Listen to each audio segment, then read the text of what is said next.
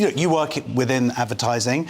Do you think actually in a weird, ironic way that advertising could actually help the BBC? Commercial pressures might, the free market might get them to sort themselves out, or The not? free market sorts out a lot of problems, and so the more free market, the better. But we've talked a lot about the news output today. I just think genuinely the BBC output's poor. I mean, they overrepresent minorities all the time. You can't watch an episode of Gardener's World without being told that climate change is apocalyptical and we're all going to die. The whole output needs to be opened up to the free market. Half of the episode, half of all TV seems to involve drag queens.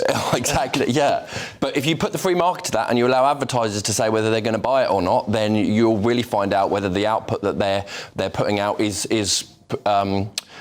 useful and being watched. I mean, obviously, the BBC was set up. The point was actually to provide some programmes that were safe from the free market, that just relied on quality. That hopefully there were sitcoms, for example, that would be created that weren't necessarily successful, but then because they were given that space in a sort of commercial-free environment, that they could kind of grow. Like if you look at The Office, first season wasn't successful particularly, but it got the space for another season and then repeats, and it was allowed to expand. Do you think that the BBC could in any way be saved? Do you think the problems culturally go beyond just the news part of it?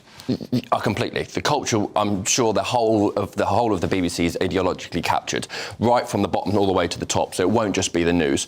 But back to your point of, if we were talking 20 years ago, then 100% it gives an opportunity to people like Ricky Gervais, who has made an absolute fortune and a fantastic show from The Office. I mean, you could argue that they sold The Office abroad and they would have made a lot of money back from that, regardless of advertising or not.